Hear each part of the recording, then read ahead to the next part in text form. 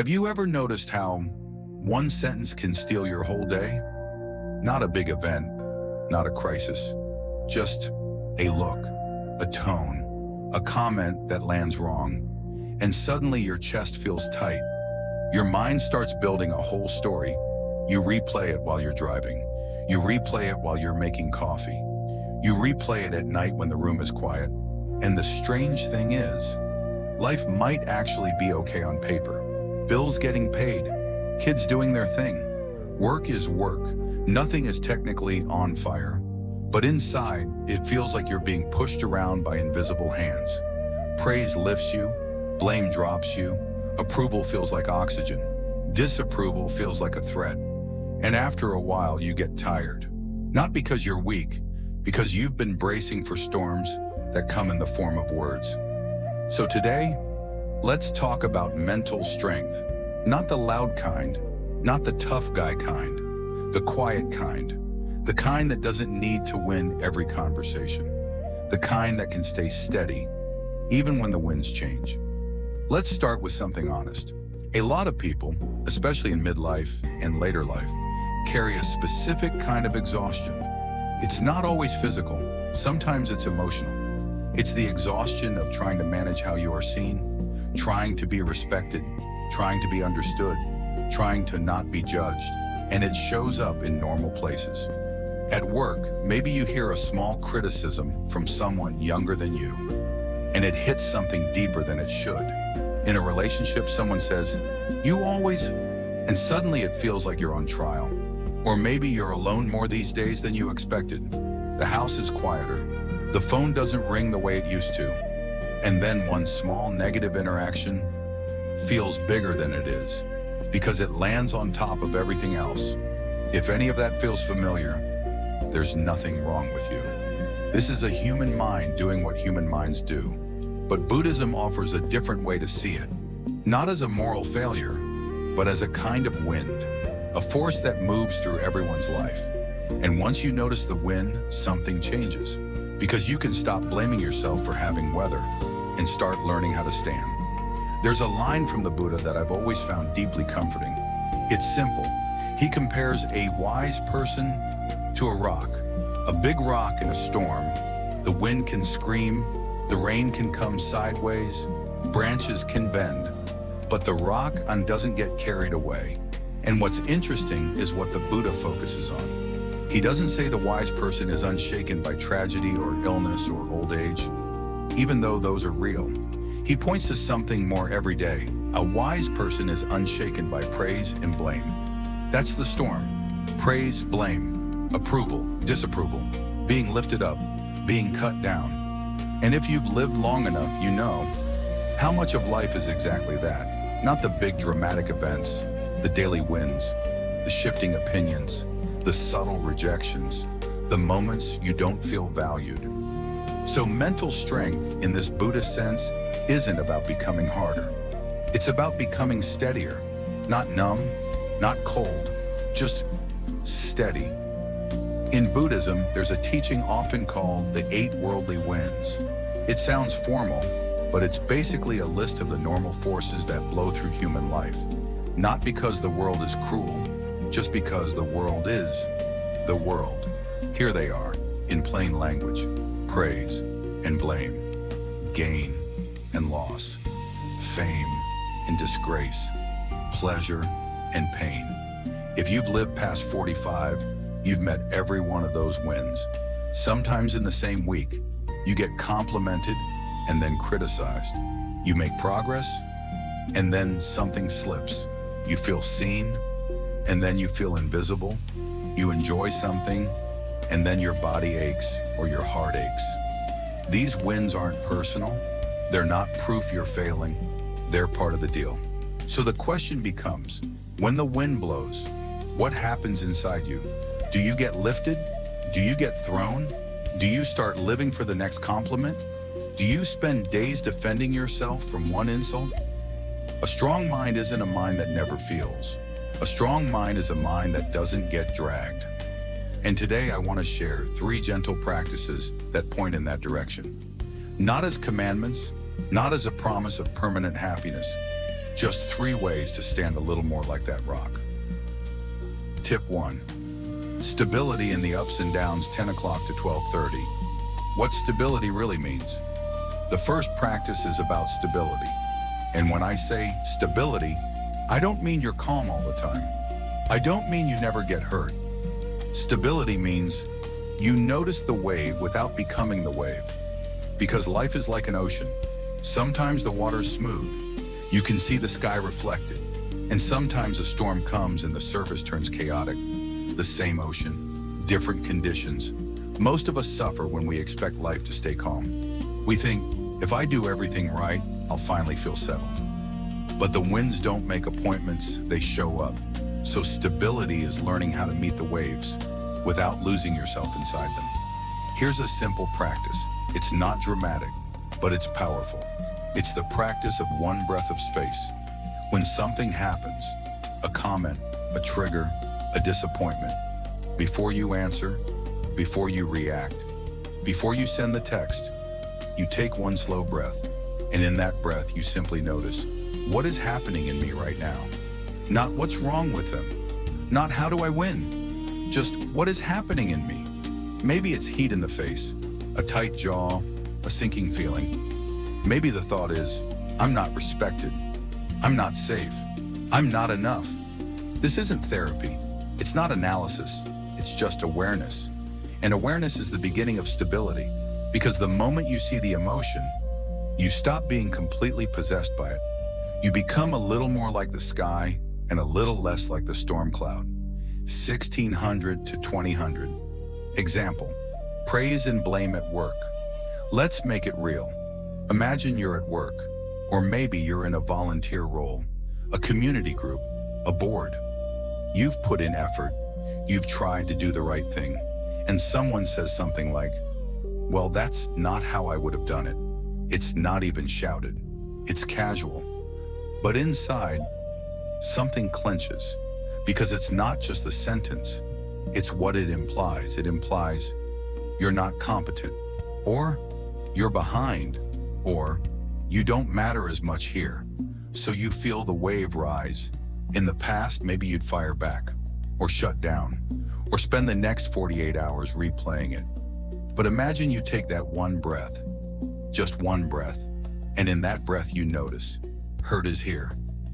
Insecurity is here. Anger is here. You don't have to be proud of it. You don't have to judge it. You just notice it.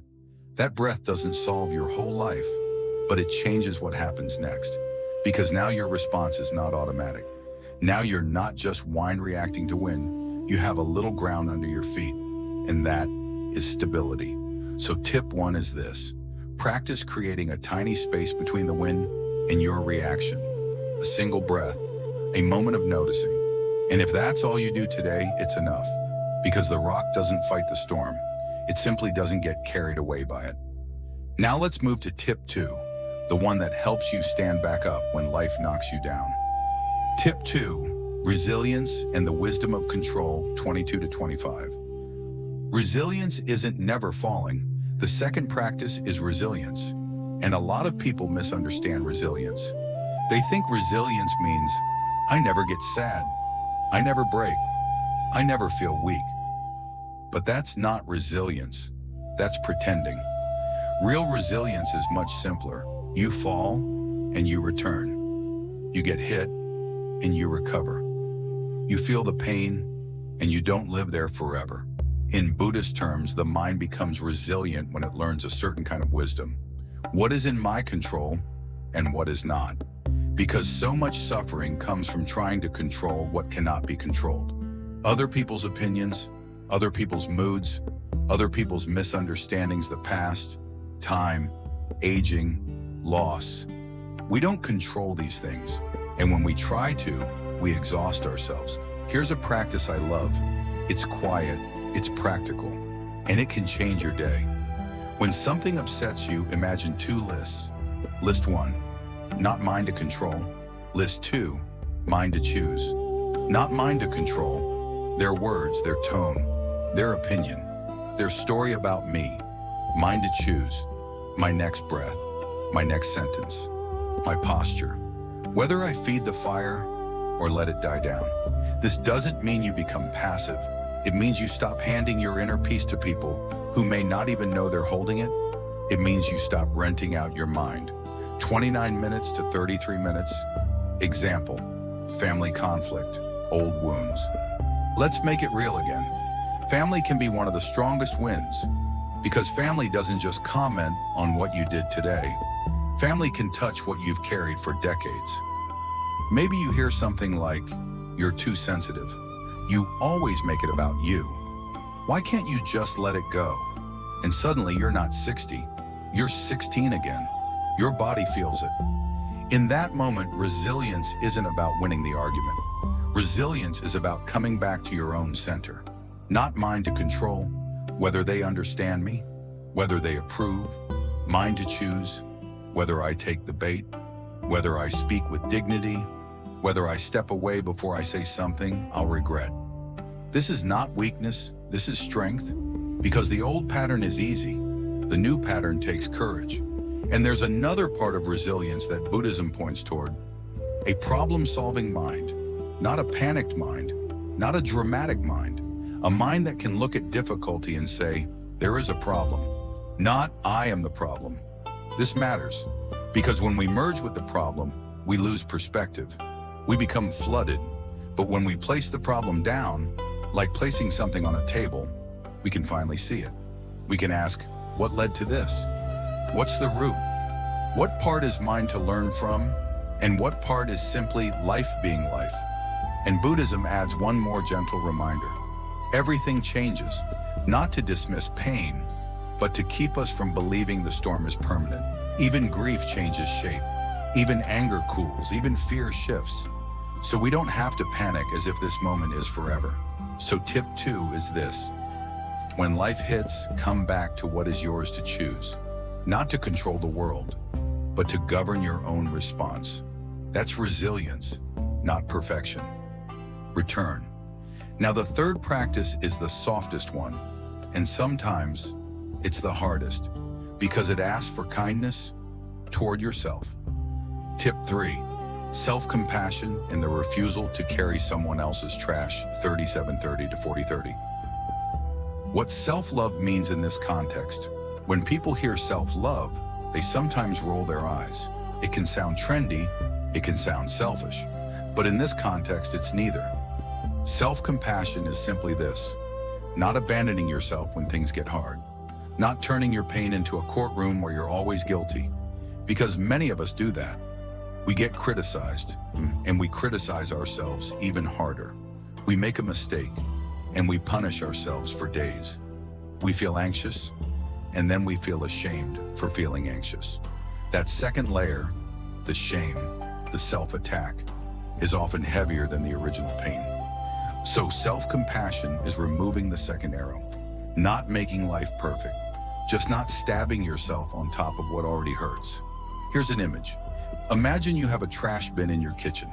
If you keep putting trash in it and never take it out, eventually it smells. Even if your house is beautiful, even if your life looks fine from the outside, the smell spreads. The mind can be like that. If we keep collecting bitterness, resentment, humiliation, anger, and we never release it, it starts to stink up everything. Your relationships, your sleep, your body. So self-compassion is like taking out the trash, not once in a lifetime, daily, gently, without drama. Here's a simple morning practice. You don't need incense. You don't need a special cushion. When you wake up, before the phone, before the news, before the noise, just sit up in bed and quietly say, in your own words, whatever happens today, I won't abandon myself. Or today I choose to be on my own side. Or today I will not carry what isn't mine. That's it. It's not magic. But it sets a tone. And when the winds blow later, and they will, you've already planted something steady. Now I want to bring this back to the life of the Buddha, not as a myth, but as a human story. Because one of the most powerful images in Buddhist tradition is not the Buddha preaching, it's the Buddha sitting, alone, quiet, under a tree. And the teachings say that on that night, many things arose to pull him away.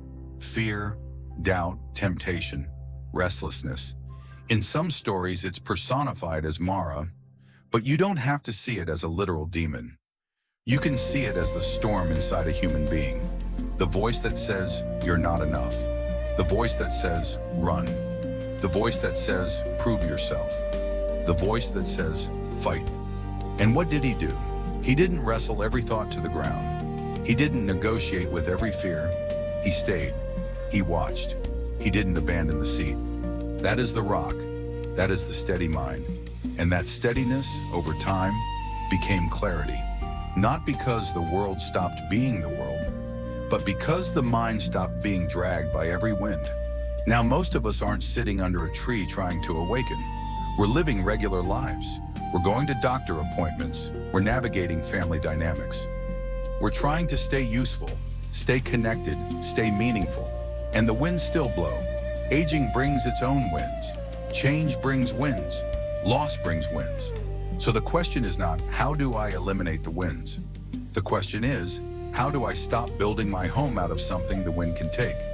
A steady mind is built out of simple materials, a breath of awareness, a clear boundary of control, a daily practice of kindness toward yourself. 5230 to 5600, a guided mini reset for a listener experience. If you're listening right now and it feels right, let's do a small reset together. No pressure, just an invitation. Let your shoulders drop a little, unclench your jaw. Feel the weight of your body where it's supported. Now take one slow breath and silently name what's here. Maybe tension, maybe worry, maybe sadness, maybe tired. Just name it. Now ask gently, what part of this is not mine to control? And let one thing go, not forever, just for this breath. And then offer yourself one phrase of kindness, something simple. May I be steady. May I be at ease. May I not carry what isn't mine. Pause. That's the practice, not grand, but real. Let's gather everything into 3 lines you can remember. Tip 1, create a breath of space. Notice the wave without becoming the wave. Tip 2, return to what you can choose. Not mine to control, mine to respond. Tip 3, don't abandon yourself. Take out the trash. Release what poisons you. And if you only remember one thing, let it be this. Mental strength is not loud, it's steady. I want to end with something honest. The winds don't stop.